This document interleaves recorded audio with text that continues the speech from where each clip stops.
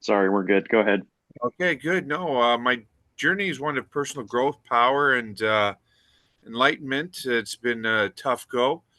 The reason I sought ayahuasca in the beginning was because I was looking for some relief from my spiritual experiences. I began around 2011. I was diagnosed with schizophrenia, Wow. and um,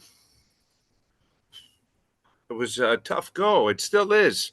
However, I manage it quite well, and not everybody knows this about me. I don't just share it often, but we're doing a speaker meeting here, and I open, honest, and real with you, and I have integrity within myself. I feel proud to share my personal experience because I know others out there are having difficulty, and so I was seeking shaman because I heard that well, I wasn't ready for medication at that point in my life, and I was seeking alternative sources of relief. So Mm. I came across. I rented a house from an individual and a nice man, and he told me that he went to um, Peru and he experienced ayahuasca from a shaman, and that he said it was powerful and that it was life changing, and that it really brought about shifts in him that. He was desiring. So that gave me hope.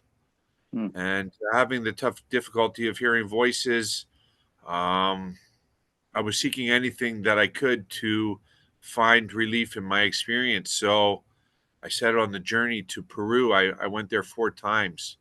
And on Mm. the fourth visit, I went to a tour called Blue Morpho.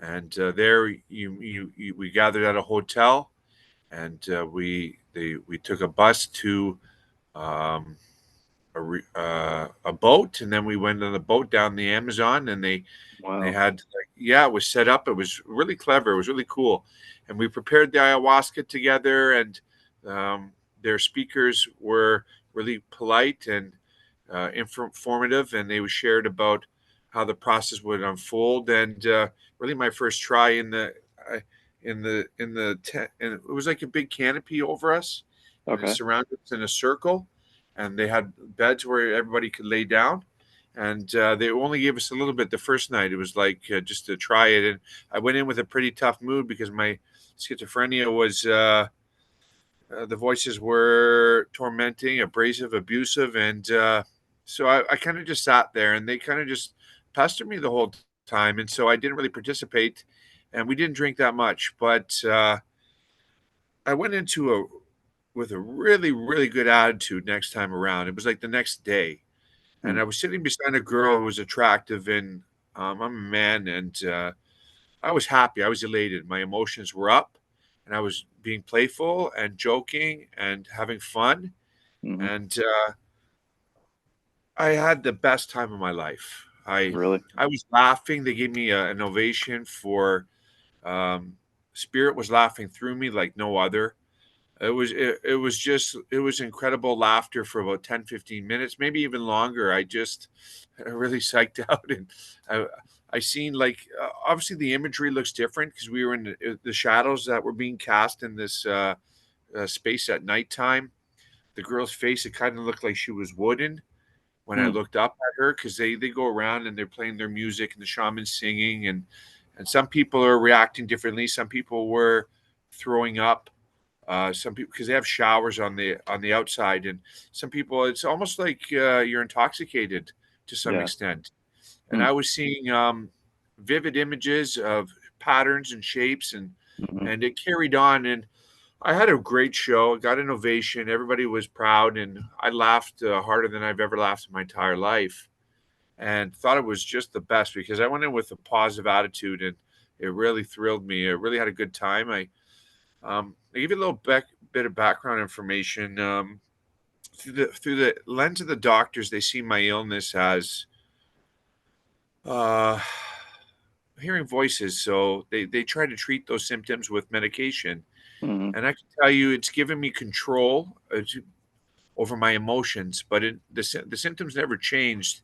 I Mhm. see it differently because I saw all kinds of explanations through Doreen Virtue, who talks about angelic realms, and Hmm. William Linville. He's a spiritual healer from he's in Chattanooga right now, and I sought out different people to different books, Eckhart Tolle, Power of Now, Mhm. Yeah. and so I was really in depth with the literature and looking for solutions. And so not only do I hear the voices, but I communicate with them, and that we have dialogue back and forth, and we talk. And one of them I call Birch. Uh, and he comes out and he's playful and he has different voices, and we share in communication. And sometimes it's uplifting and it's fun and it's enjoyable, and other times some of it's not so pretty. So it's like the good, the bad, and the ugly all combined in one. But the medication from I'm on Abilify right now. It's for to balance the mood, and I have great control over my emotions. I was having so much difficulty where I was going to rage, and it was very difficult for me to live my life when I was overreacting to everything. I had a lot of deep resentment. I felt upset because I had a belief in God growing up, being Christian and Mhm. Catholic, and so I blamed God for all the bad things that happened to me. Although I haven't been given the easiest go, it's been really tough. Um, Joe, I'm curious. So you mentioned that you went to the was it the same location in Peru that you did the four different times? Iquitos was one time, but there was a different shaman there, different healers, Don Luciano, and there was a few Dons of the town where they had a little celebration in the town, a little party that night, and they would all talk about the shaman, and they were dancing. And no, I went to two different locations. The Blue Morpho tour, that's where I Okay. really got a heavy dose of it, where Hmm. I had the second night was extraordinary. Wow. It So was incredible. so would you say in any of these circumstances of the experimentation and working with the ayahuasca or the shamans, like, did you get any additional insights into the causation of the voices? Like, did you get any kind of in additional understanding as to what the nature of that really is for you?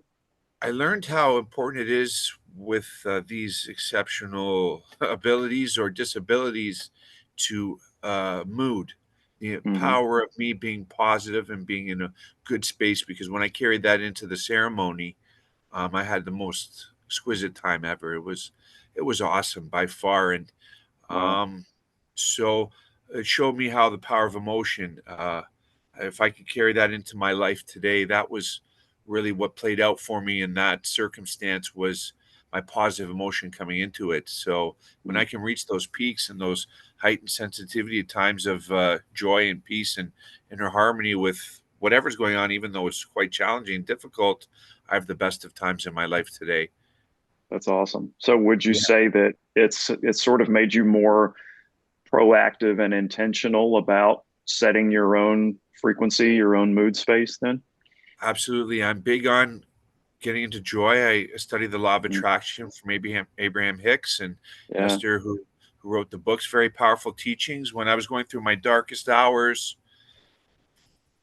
I would practice. My favorite process was the one where you would process the emotion from wherever it would be anger, statement by statement, feeling by healing, to the next better feeling, and that would bring me to joy. So I've really recovered. I'm also a proud member of Alcoholics Anonymous. I work a spiritual program. The 12 Steps of Alcoholics Anonymous are present in my life, and I've been able to live resentment free for a long time when I cleaned Wow. house. And yeah, Yeah. That's awesome. I was curious, like, do you have a desire to continue to integrate this, like ayahuasca, as an ongoing sort of therapeutic means of healing in your life? I think as an experience, it was profound and it was energetic and it was fun. And I probably had a blast. And I don't know if I would continue on just because addiction. When I started using cocaine, it became one was too many, 1,000 was never enough. So you've heard the Mm. expression in the rooms of Yeah. CA and NA, and so I found it difficult to stop. And Mm. so I I'm on a path of recovery. I just left treatment center September 6th this year. I was there for 35 days in De Novo, Okay. and I went there because me and my two friends founded a not for profit organization, and we're buying a treatment center in Sunridge off the board of De Novo. Wow. And I really wanted to clean up my act so I could assist others with their own journeys. And Mm, so I don't know if I would continue to use it just because as my value, I've chosen total abstinence in my life to be mm, a powerful technique for me to give back to others what's so freely been given to me in the mm-hmm. sense of recovery. So I think I've been there, did that, had a blast. It was fun. I did have, interestingly enough, 2 years of effective sobriety when I came back Yeah. from that experience from the ayahuasca. Although I've heard that's a rather common effect, where folks will come back and say like literally all of their addictions are just gone, which is fascinating. That's yeah, fascinating, actually. Mm, yeah, that was I found it still interesting today. I'm still open to insight on that one. mm, Um, but nonetheless, having the exceptional ability of dealing with the disability has been proven to be difficult. So even though it was 2 years clean, uh, I was going through challenge after challenge, and was having a hard time maintaining my own just normal things you do, day to day life things. So when I got on the medication, it really gave me control and the power to react sanely and normally to life mm. and on life's terms without the overreaction. So I'm on a steady keel and I'm doing good things and very powerful now. And it was such a blessing to meet Rion because he's blessed in psychology and mental health and addiction. And Yeah. I'm becoming a counselor as well, up and coming. So we have a lot in common and we read the Yeah, same literature and stuff. Yeah. yeah. Yeah. It's That's like amazing. we literally have a lot in common, and it was a coincidence meeting him, and Yeah. he's like he has suffered so much in his past life, and now he wants to give back to the society, right?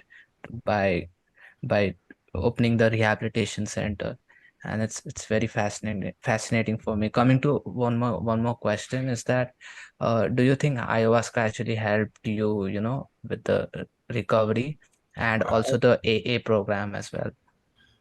I'm not sure. There's different beliefs between AA and some believe a drug is a drug is a drug, and the abstinence is part of the program. If you would ask some old timers in Alcoholics Anonymous, they would say they would advise against it. But from my own experience, what I went through, I'm not entirely sure. I just know I had a period of abstinence for a couple of years after the um, Ayahuasca. ayahuasca experience. So um, I'm still learning and growing. So Yeah. um, yeah, What it was was a the profound experience, though. what was the interval of time between your four trips? My 4 trips, it was in a period of I think 5 years. Hmm. I went Okay. there. I'd have to go back and scroll through the dates and my pictures and look at the logs. It's been some time. I haven't looked back at it at the dates and the time of vacation. My memory isn't served me as well as it could. Um, but they were. It was within a 5 year span. Okay. Yeah. So I'm very like not having used ayahuasca at all before. I've heard some folks say like they do it one Same. time and kind of that's enough for them and they don't have any other desire. And then I've heard folks talk about doing it like dozens and dozens and dozens of times. So I'm really interested to understand kind of what is it that it doesn't seem to be like a normal drug, like it seems there's some sort of purpose or pattern to the interval between and like how often or how much that an individual needs exposure to that particular substance. Can you talk on that at all? Maybe a little bit. I'll try and touch on your question. I can just say from a perspective of using cocaine, um, it's a very addictive substance, and Mm, ayahuasca, I didn't find it to be addictive, but I mm, found it to be. There was at some point I was looking for the. I guess they call them hallucinations. The DMT as is reacting with the mind hmm. and the chemicals in the body. The way Yeah. they explain it is they talking about you're seeing the almost like the life of the plants or Hmm. the spirit of the nature of the plants that you're taking, And Yeah. that's why you're seeing those forms and those patterns. And from a medical perspective, I believe they would call it hallucinations. However, I didn't see it being as addictive, so I don't know if there's any relevance to maybe the people just enjoyed it and want to try it again and get more experience Mm. with it. They're seeking more data on the topic. I didn't see it as something where when I ingested it was like I couldn't control myself and I needed Mm. more. Okay. Um, And I've heard some talk about it, and I think you kind of touched on it a little bit too. Some talk about the plant as sort of like um, personified, like it represents Mother Earth or a motherly type spirit. Did you have any sort of interaction with the plant or the drug itself in a way that you understood it as a sort of its own consciousness in some way? I kind of think so. It was interesting. The patterns are they were just shapes and they were coming and Like uh, sacred geometry. Mm. yeah, some people get have really vivid, really intellectual, broad experiences where they see things that are meaningful to them, and the shaman can elaborate on what these visions mean or what it means to the shaman, or walk them through these imageries and say, "Oh, this is what this is meaning, and this is what this is saying." I never went that in depth with my own, but I was tuned Mm. into a lot of fun and a lot of joy and there's a lot of happiness. It was a pretty energetic experience. It was pretty fun. Would you say that that effect, that sort of like high level of state of being, stayed with you for a long period after the ceremony?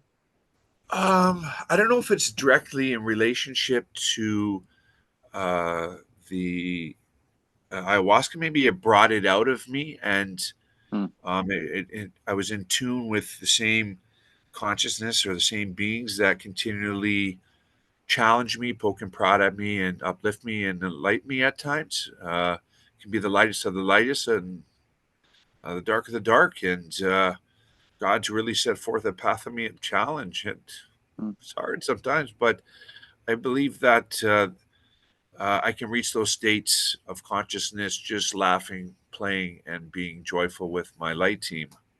Wow, that's fascinating. On a, I guess, related note to the voices that you're talking about, I have a very good friend who is, she's an attorney and sort of all of a sudden started having these experiences where she could hear voices and even seeing like form and spirit, like seeing what she described as entities, dead people, whatever. She was seeing things that most were not able to perceive in the environment, and went through a period of several years. I guess she now refers to that as some do as the dark night of the soul. And it was this period she describes as like learning to believe and understand that these were new perceptive abilities that she was gaining access to. And what made it so difficult is because it's not understood or accepted in our society that this is a natural part of the human evolutionary process, is growing even our sensory perception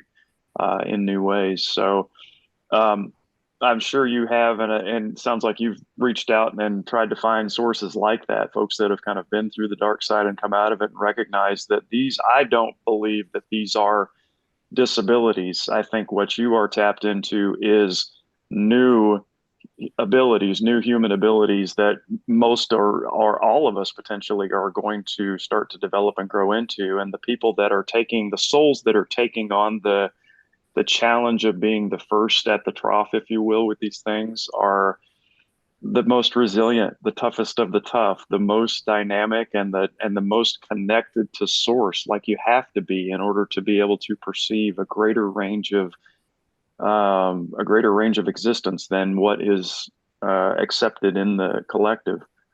So it's, I know it's tough. Like I can just hear it in your emotion and your voice, Yeah. and when you reflect on the experiences that you've been through. But I hope that in some way you can also maybe see and perceive that this is a gift. This, it may be a hard one to accept and a hard one to deal with sometimes, but you are part of the first wave, I think, of folks that are growing the human awareness in new and different ways, my friend. So, I mean, like going through this, I can't even imagine like how hard it must be for you.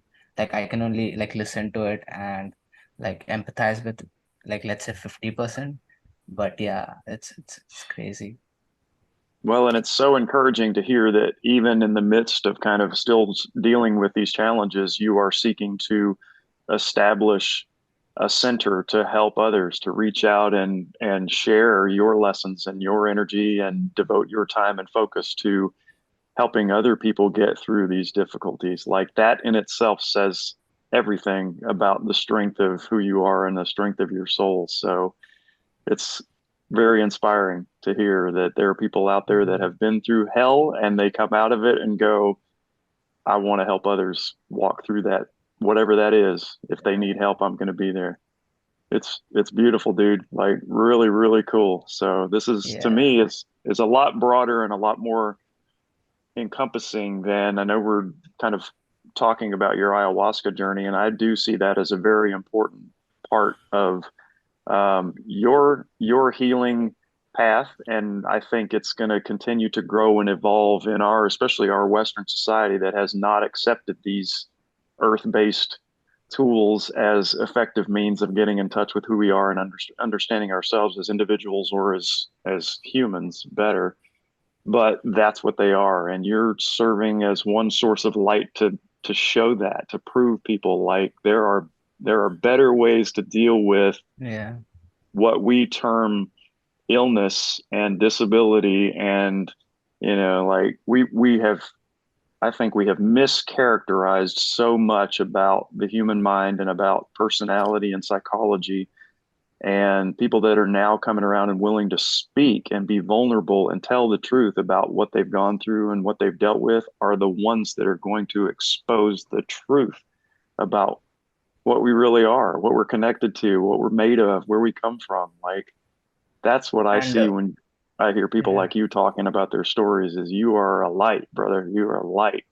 Thank you, brother. It means a lot to me to hear you speak. And Very. I feel like listening to you, I think a lot of people would be open to trying like let's say psychedelics or let's say psychedelic assisted therapy and so on, and even like seeing you and how A is like an in-depth, like it's an in-depth program. It has like really interesting psychological strategies and tools that can help you with your dealing with your emotion, cope with your esteem and so on. And you did that, and you actually came out from the ayahuasca experience, and it actually helped you a lot. And a lot of people who are going through the same things, they can listen to you, and it will really create awareness that there is hope, right? There is still hope. Absolutely. That's what it was about for me, was hope. When you were in those ceremonies, can you talk a little bit about sort of what the shaman's role is, other than just giving you the drink? Like, what else does the shaman do to oversee or assist the folks going through that process? They're there as like a focal point, as the center of attention, and they're offering their blessings and their knowledge and wisdom as they performed many ceremonies, and so they have experience, and their sources point through the wisdom through them as well as they're leading the group, and they sing and they do their chants, and they're there to direct the others who are assisting with the many that were gathered in within that canopy, and offering guidance and suggestions, and there for comfort and peace of mind. Um, Mm, they know how to make the extract from the barks and the roots and the plants, and they know how to make it. So they're there during the preparation stages. We prepared it as a group as well. mm, So really, their information is probably ancient, and yeah. um, uh, yeah, I don't know a whole lot about shamanism, but I understand that it's a sort of a lifelong pursuit, and they may spend 20, 30, 40 years just learning all the different processes and practices. I think ultimately the way I see it is they are masters of energetic control, and they're able to set an environment. Like they are there to hold space, if you will, like a very strong I guess in the medical terms, like a psychiatrist would be there to hold space for us to download our traumas and talk about our lives and that kind of thing. Like, but I see the shaman as doing that on far more than just this physical level. Like they're understanding the multidimensionality of our soul and probably reaching into realms that we don't even yet know exist. So a lot of Yeah. lot of research and understanding to be done for our American and Canadian, our Western minds to really understand all that how all Yeah, that and I works. think EPRC, like the Emergent Phenomena Research Mm, Consortium, they are doing really well of bringing, like psychedelics and how it can be used for therapy right mm, now. And in some cases, in like let's say Mexico, it's been uh, it's been used to treat depression. It's like yeah. 5-MeO-DMT, and I feel we are getting introduced to this culture more and more and more, and we are creating this awareness. And science is still, trying to find out like what it is, right? Because when you take an ayahuasca experience, it's all subjective. You can't share Hmm. it. Like even if Joseph like tries to explain it, it's all his implicit understanding. We can't see what he's seeing, right? We Hmm. can't experience what he is experiencing in that ayahuasca experience, the feeling he felt when he took it, the joy he felt. We can't experience it, and it can't be measured. It's very difficult to measure it. And I feel that's the reason why a lot of people are not open to the idea of, psychedelics and how it can radically transform things. Like I haven't tried psychedelics yet, but I'm open to the idea of trying it.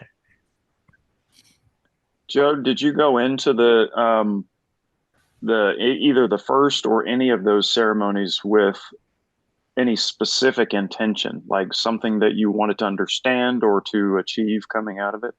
Uh, it was told to me that I was open to these realms of existence, and that's why I was hearing voices. So it was presented to me that the shaman would seal, I think it was called an arcan or some sort of seal on the top of the crown of my head, where Mm, uh, it was my strong belief that I would come back and that I would be changed from it. And I thought my intention was to go there and to have that happen.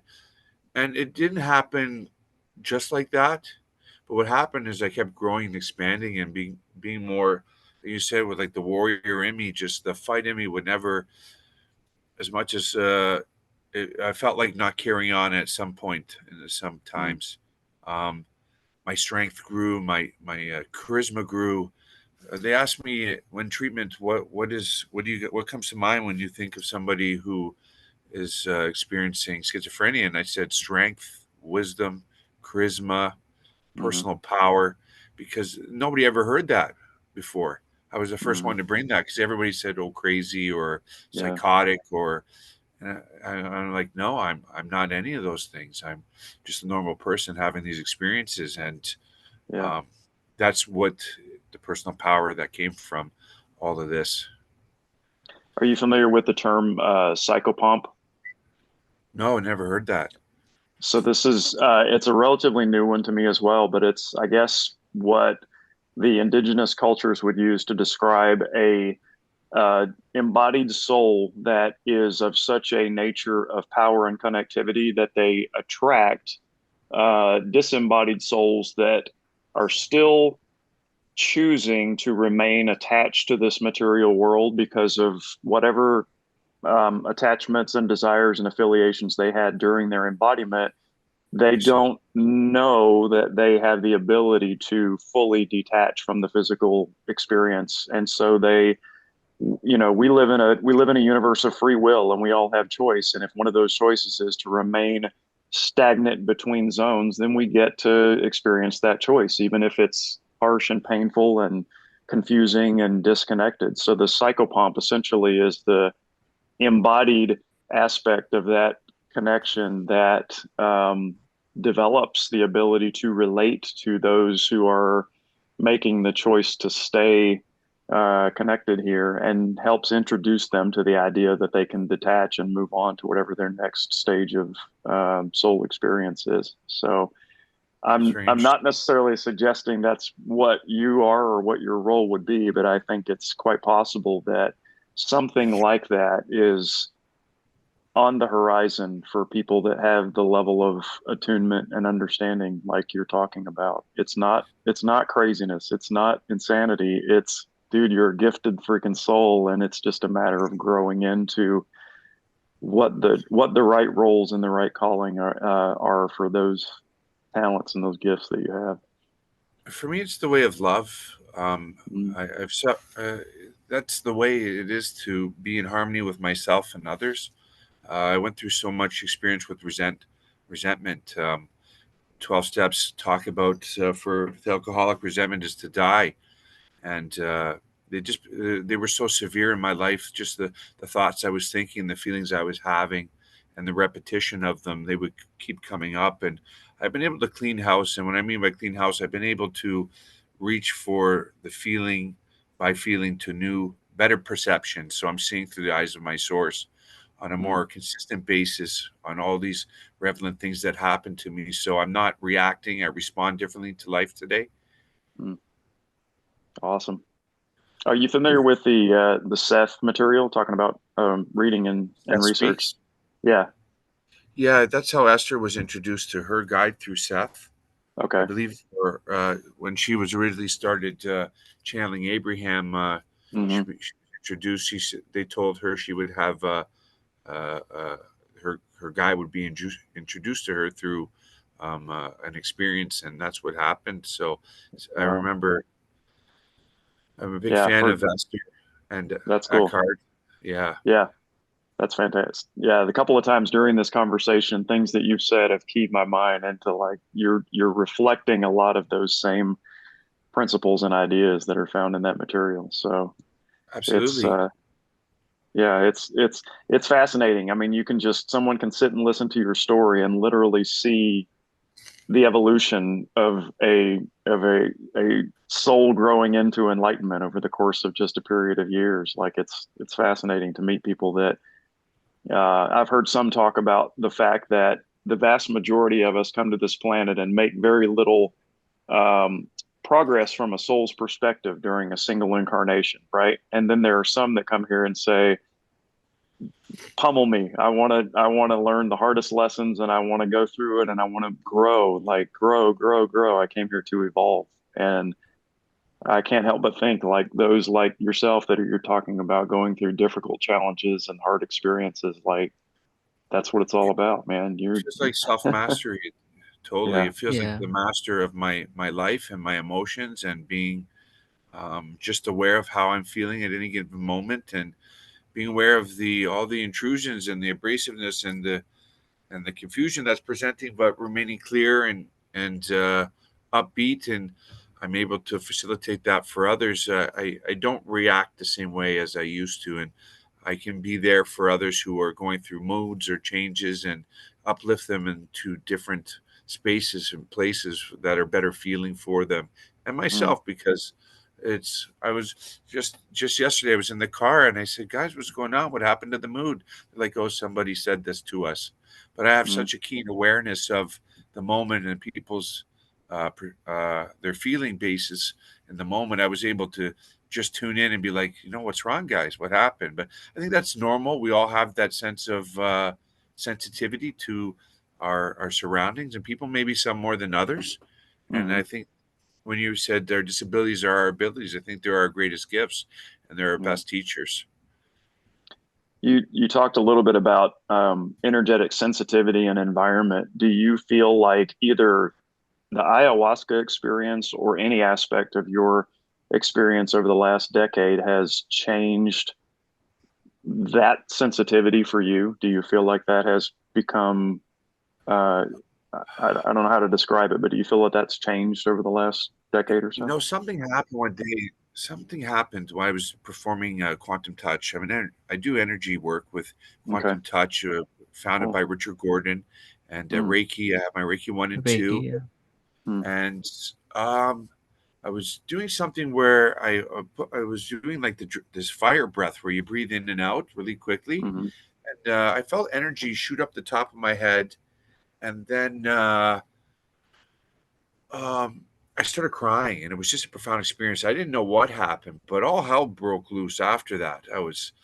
uh, seeing things, hearing things. Things were going wild in my life. It was just like Hmm. something opened me up into something.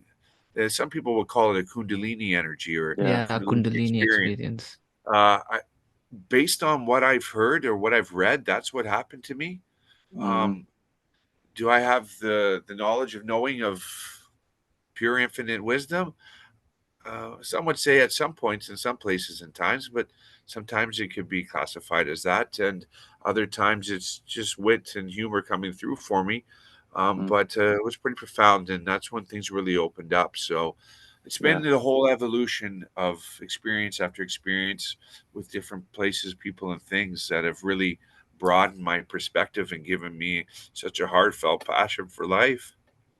That's so interesting. I've done a little bit. I've done the Reiki training as well, and I tried working with it for several months, and then realized, kind of like what you're saying, that the effects, I guess, I don't know exactly what was causing it, but something about the effect of doing that healing for others created a lot of conflict and difficulty and just extreme discomfort from on an energetic level I think inside me. it's like I need to add in because it's like I never done Reiki to Hmm. others, but it's like when I do something creative work, let's say like digital painting or like doing some creative or creating something, and that's what Reiki really is, right? You are healing Hmm. someone, you're creating something, and that causes this imbalance in you. Like you feel like you created something and then you feel this hollowness in you and this Hmm. chaos in you,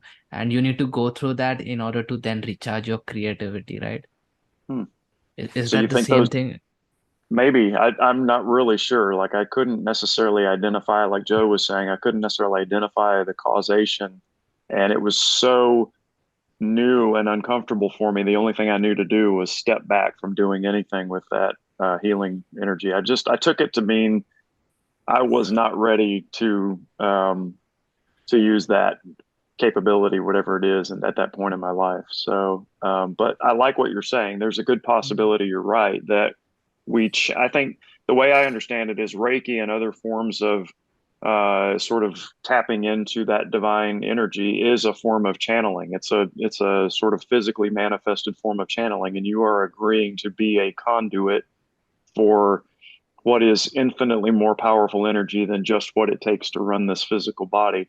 But in that choice, if you have distortions and imbalances within you, that it's like putting the current from a nuclear reactor through a small wire. Like it's at some point it's gonna singe and fry that wire if you keep it running through long enough.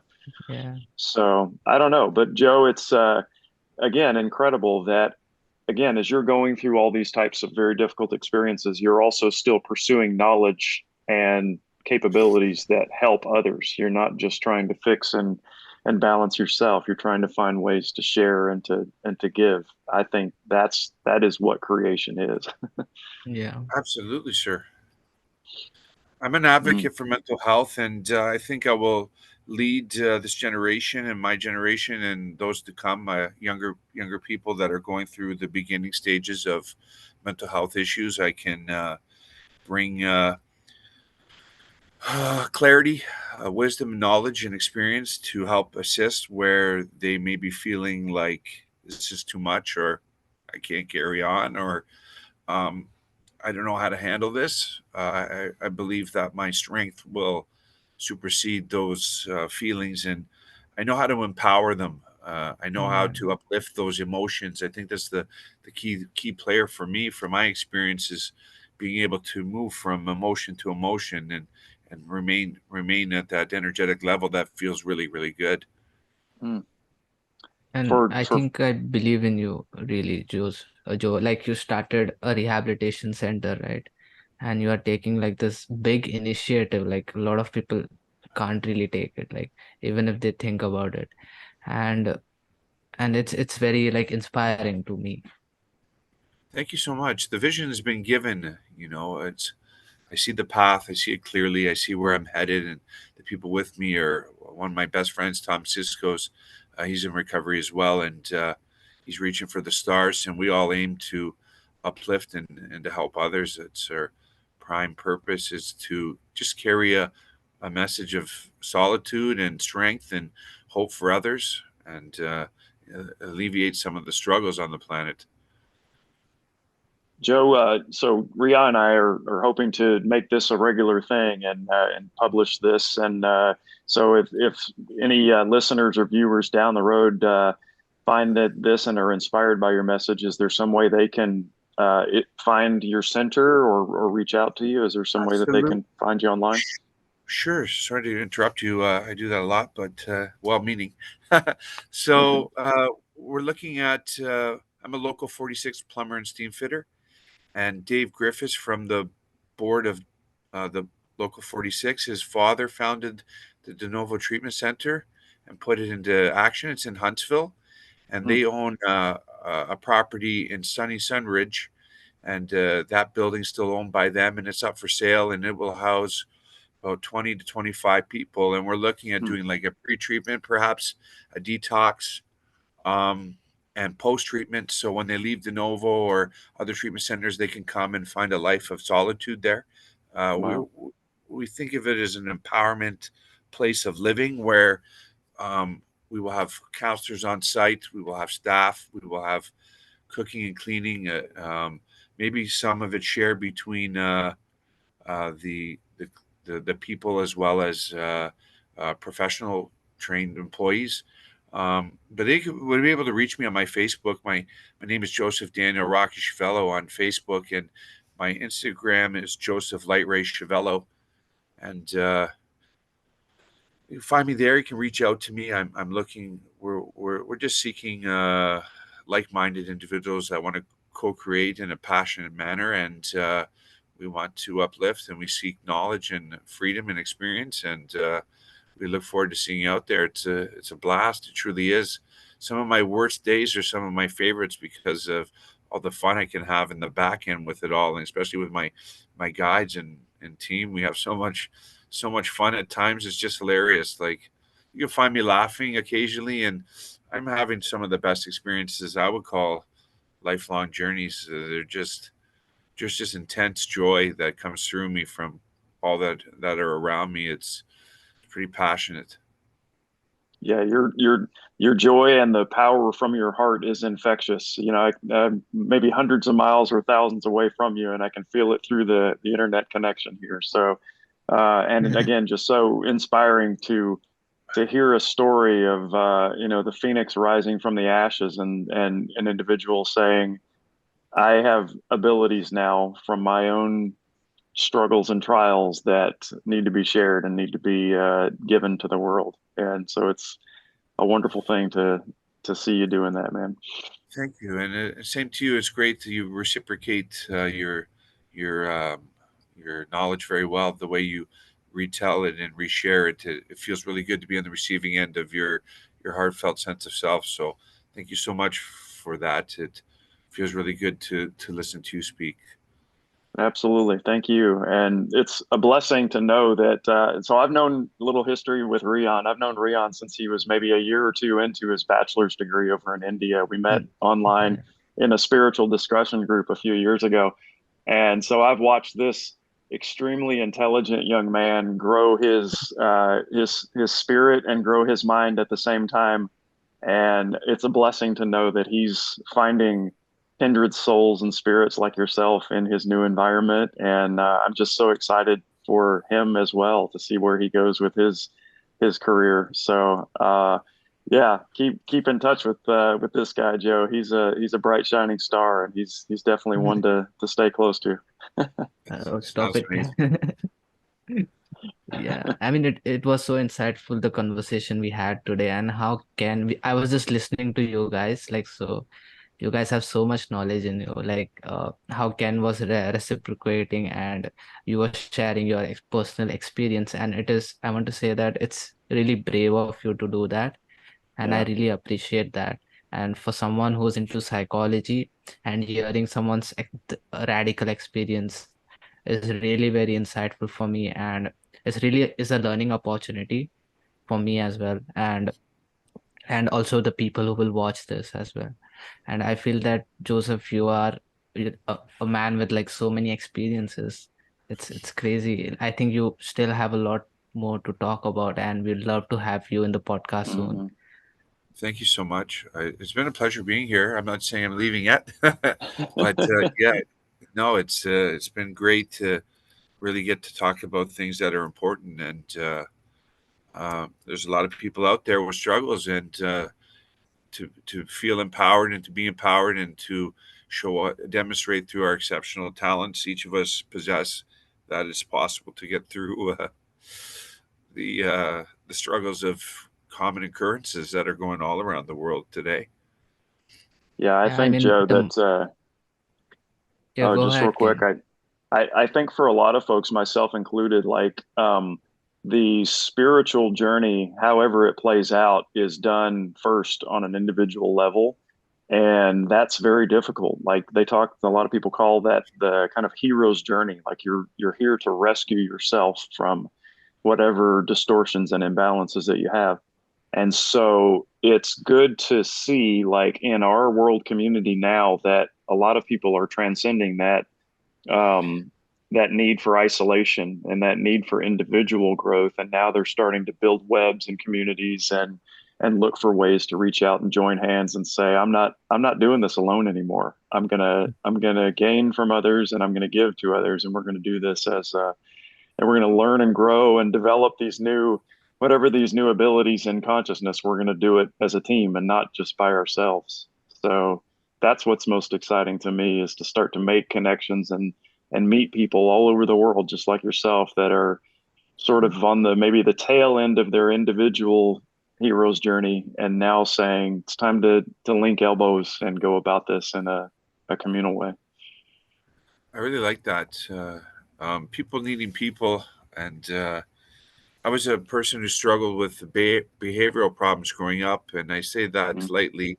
I had challenges within the family dynamics and mom and dad. And things are great now. I have an awesome relationship with both parents. And um, I felt like perhaps that seeing those the challenges between my parents when growing up, um, that's sort of where I rebelled against my my my uh, my perception of what God was to me at that time, and I mm, sort of gave up on life, thinking that how could these things happen? And I'm sure there's been devastating things happen to all people that are feel traumatic and carry that same depth and weight to, you know, who would let such a bad thing happen to me? I felt so innocent and so so abused by it. I felt it just didn't feel right that these bad things were happening to me. So I yeah. began to experience cannabis in grade 9. It started with just those things, and then I couldn't manage the addiction very well, so my grades fell off, and I started doing things that were just outrageous in school. Um, Mm, and I was kicked out by grade 10. I got kicked out of wow. school, and I went to work. So I went through the difficulties of a challenging family dynamic in the beginning, where for me it just felt like something out there. I guess it's the egoic structure or blame feels better than, or maybe it was lack of understanding and maybe lack of wisdom. I didn't possess all the knowledge that I do today from all the people that enlightened me along the way.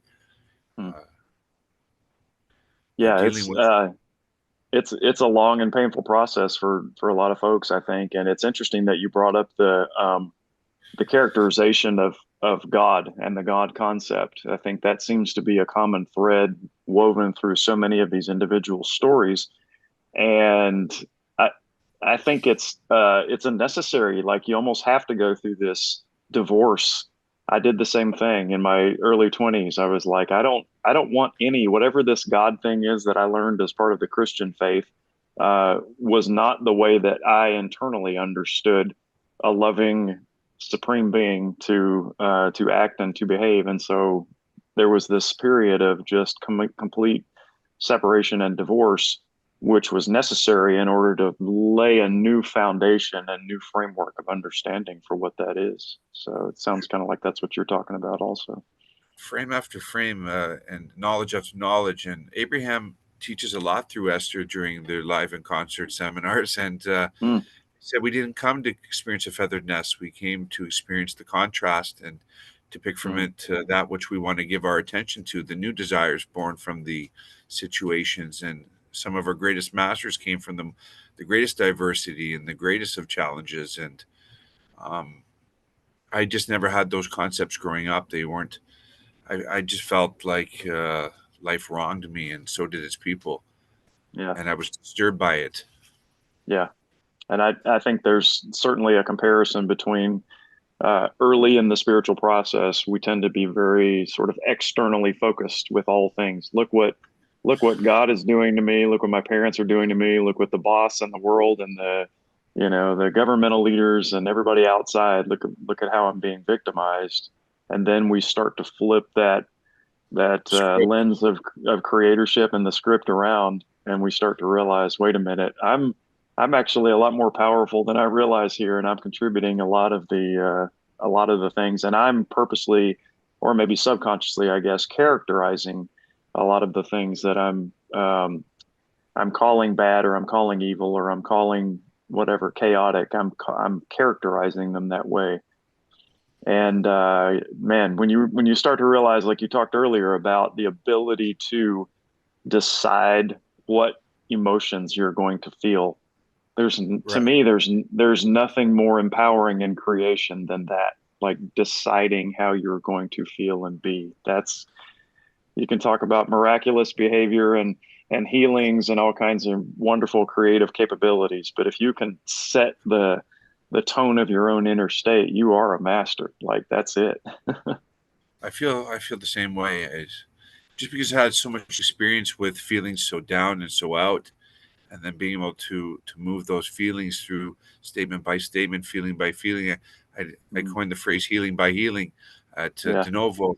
I was giving back to the men there because there was so much deep sharing, and they would retell the tale with the same emotions, and so I would show them how to process those emotions by sharing in new ways that are lighter and softer and easier with less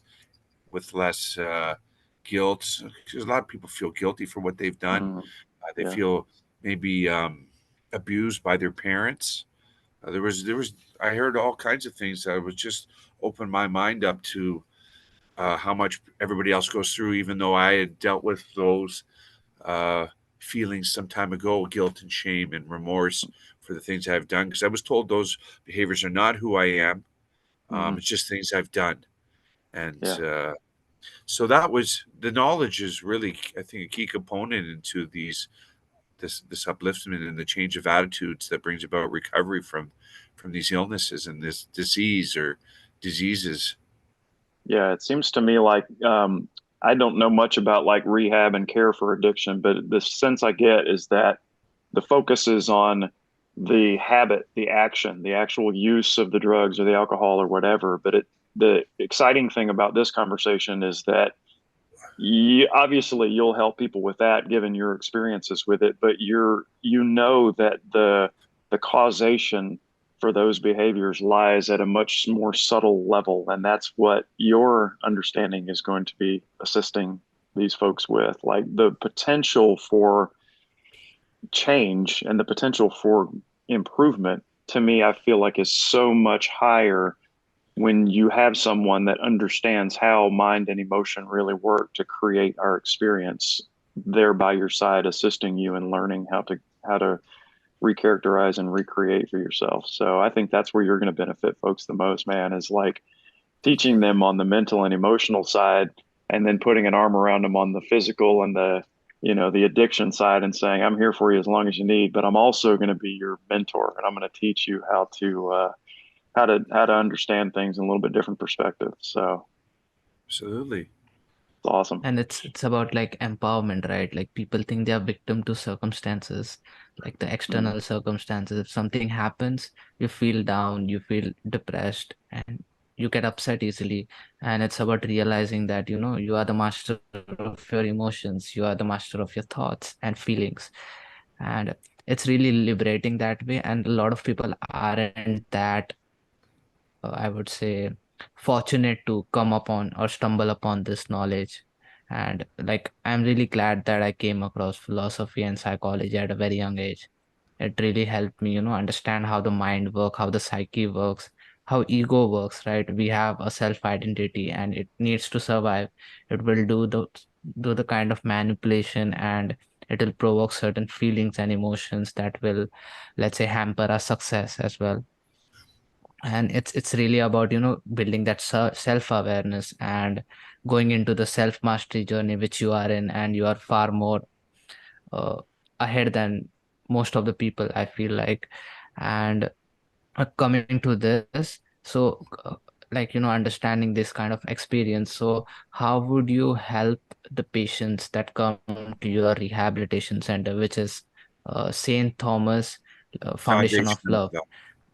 Foundation of Love, yeah. So how would you help them? Will you like incorporate uh, I think I'd AA like to. teachings?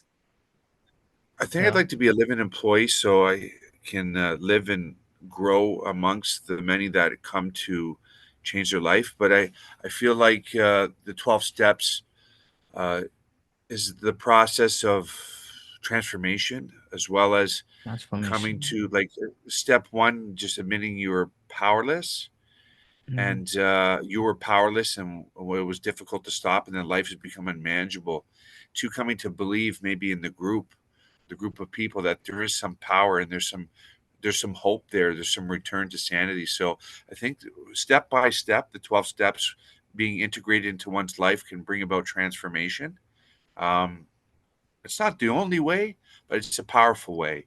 And Hmm. I think like our friend was saying, Ken, that the mental emotional aspects are very powerful tool. Just learning, being self aware, understanding I feel this way, and I'm responding to life this way, and how to move through the different lenses of feelings. Because when you feel a certain way about a certain topic, you're seeing it from a perspective, and as those emotions shift, those new lenses change, and you come to a state where it's kind of irrelevant. It doesn't mean what it used to because I'm focused on a different feeling from what I originally did. So I would like the St. Thomas Foundation of Love to be uh, about the mental emotional states of being, as well as focused on mental health, different concepts. I'm going to become a counselor through the Academy of Learning.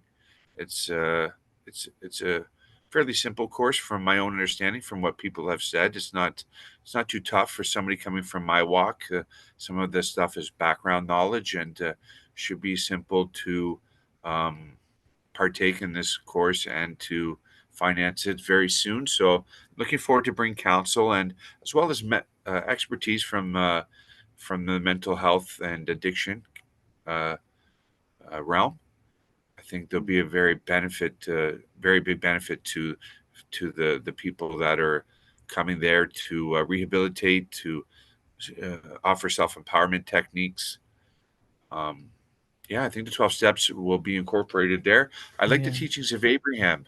I really think that Abraham speaks through Esther words of wisdom, and those words have really challenged some of my lower attitudes or the ones that feel less than good, and have really brought me to better feeling and perspective, especially about the whole death experience. I feel really easy flowing and easy going on that topic when it comes to the non-physical and physical, uh, as they would say. The, so yeah, I believe that there's a variety of different teachings that I would like to see at this foundation of love, and I think the foundation is love for all of us that are having difficulty in life. I mean, when you can take a yeah, lighter note in a playful, easier, softer way about it, all of this that's happening and occurring, you don't really react with so much intensity or so much. You give people the benefit of the doubt. You're easier going. You're nicer to be around. You're not accusing people of things. And even if they do make mistakes, you're not holding them accountable in such ways Hmm. where you're getting upset yourself. I think the attitude is much lighter and softer. And um, I love Eckhart Tolle. I think he's a powerful teacher, and I Yeah, know he's William. amazing. Yeah. Yeah, Joe, you mentioned Abraham a few times. Like, I'm curious if the experience of hearing voices and vocalization, like, has that resonated as a sort of in the same way as channeling with you at all, or does it not seem like the it same as does. It feels like channeling. It feels like sometimes like I hear Michael, Archangel Michael, and mm, like he tells the truth. He tells yeah, me, and I hear a wide range of different beings talk to me. Like really? I hear Michael. I think I hear Raphael. I Mm, think he presents in different ways and different intentions. The beings, like Lucifer, um, some of the biblical characters or Christianity, the angels that Doreen Virtue would write about, and I hear Jesus hmm sometimes, and sometimes they play on stories, and sometimes it's fact and reality, and I think I tune to all of them at different places and spaces at different times. So, uh, yeah, channeling they come through and they tell me a lot, and so often I think they are with most humans at all times of their life, whether you're aware of them or not. hmm Um, they're there to assist. They're there to challenge and your ideas of what you believe is right and wrong, or what you believe about others, because it's a world of diversity and it's very extravagant and very eloquent at times. And I think they can bring the best out of me and others, and sometimes the worst of us, just to challenge who we think we are and where we're going and what we're doing. So, yeah, um, my favorite is Birch, and he has a few voices that come out of me, and I've learned a little bit about character and character building. I'll just give you a little piece. Hello. He talks like that. So does he? Wow, yeah, that's cool. yeah, yeah. So I Huh. have different voices and different characters. I can do pirates and sometimes different. I channel different beings, and I have Huh. recordings. I do clips, and so So I yeah, I was think going to ask, like, do you ever feel motivated to share or like record and publish any of those at all?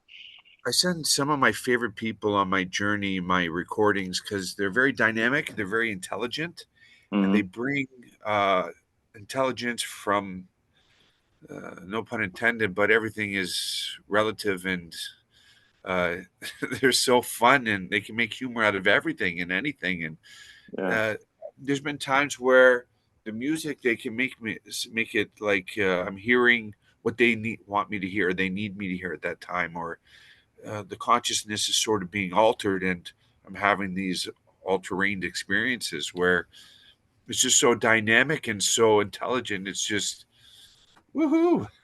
Yeah. Wow, we're Wild. having a lot of fun now. So, um, Yeah. besides some of the nitty gritty of the challenging times, I sure do have a lot of fun. And when I'm at my very best with them, we play, we laugh, we joke, we sing, we dance, and we flourish, and we let our light shine. So, Yeah. It sounds like you have a very positive, maybe if it hasn't always been that way, but it sounds like now you have a very positive uh, intent and understanding of all these things. And I think that's amazing. I really do. I, I maybe 6 or 7 years ago had never heard of channeling at all. And if anybody brought it up to me, I probably would have thought they were nuts just even talking about the concept. And now at this stage of my life, I find 90% probably of my reading time is chosen in that space. And so it like I understand that there's a settling in period for someone to accept and understand that this is even possible, number one, and then to intellectually accept and integrate and just take this in as a new way of living and learning in your life. It really is a completely new perspective. So um, yeah, anytime you're willing to share, and if Rion can pass on links or any of that kind of thing, I'm totally interested, and it's great to see people sharing this connectivity. absolutely, sir. And I was just prior to we're September 27th today, and I was released from De Novo on the 6th of September. Hmm. And I was thinking of doing podcasts while I was there. I was writing, and thoughts were flowing, and it was a very loving space. Oh wow, the hugs and the the the brotherly love that was shared there is so powerful. I don't witness it every day in my life here, and Hmm. it's something that I think is I only came to such an awareness of how strong of a love that was in those four walls while I was there for 35 days, reprogramming and resetting. Mhm. That to come into my world with my friends here uh, down near Dufferin and Shepherd, I'm having a blast. This we have fun, but I think the hugging was powerful. Like Mhm. I went to treatment today to pick up a pair of sunglasses. The guy came right up to me, hugged me. And he's like, Oh, "Hey, wow. Joe," and the other Huh. guy's like, "Hey, Joe, I'm graduating today." And there was just those bonds that I left that were so familiar, and you're Yeah. in such a beautiful environment there. De And novos. having directly experienced that and seen what a difference it made for you, like I just know you're going to bring that into the environment that you're creating for folks too. So it's going to have a compounding effect. That's Yeah, fantastic. Well, you do have a joyous presence about you, man. And so I know that Yeah. you're going to be a healing and a grounding force for the folks that you're setting up shop for, and you're going to be a champion for many. So keep up the thank you, great sir. work, brother. And Much. congratulations on your graduation as well. Thank you so much. I feel the best I felt in many years, and just one day at a time, and having a fun time. And I'm blessed to live at this beautiful home. It has 8 bedrooms, and we have many people. I'm surrounded with love every day with Rion, and we have 8 people that live upstairs. They're friends like family, family like friends. Where we eat together, we share food, we feed each other, we have close bonds, and that's been powerful to experience the diversity in cooking and culture and Hmm. sharing and caring. We have some Japanese people, people from India. I'm Italian. My dad's Italian, and my um, we have a just diverse effect going on here, and it's been so good for my mental health to be surrounded with people daily. Uh, That's amazing. yeah, That's huge. talk about good stuff. Yeah. I'm Yeah. so Well, happy for you, man. Yeah. you're in a good space, and it's wonderful to feel the resonance of that vibrance too. And as Thank you. Rian suggested, yeah, it would be awesome if we could come back and as your center gets up and running, to have you kind of maybe at some future point give us some reflections of new learning and understanding, and share with the world how you're serving. Like that's what it's all about. The more of us that can do that and be proud about it, and not hold our light inside. Like talk about it and share it, and let others know what's going on. Like that makes a huge difference. Sure. I think it brings a lot of clarity to misunderstanding and maybe misperception or misguided perception that is there to Mhm. serve one another from time to time and to challenge their emotional set points, which be from anger all the way to love and joy and peace and harmony and effectiveness together. So Yeah, I have a brother named Jeff, and I look forward to. I hope he sees this and then he understands that we are all dynamic and we're all diverse, and not everybody shares the same values and beliefs, and we don't talk presently, but I hope that's something nurtures his spirit, reclaims his yeah, vibrancy and his frequency, and that he knows I still love him. There's a lot of people I love, and um, I want to affect in a positive, more powerful mannerism going forward. So I'm delighted to do podcasts with you guys. It's a great time, man.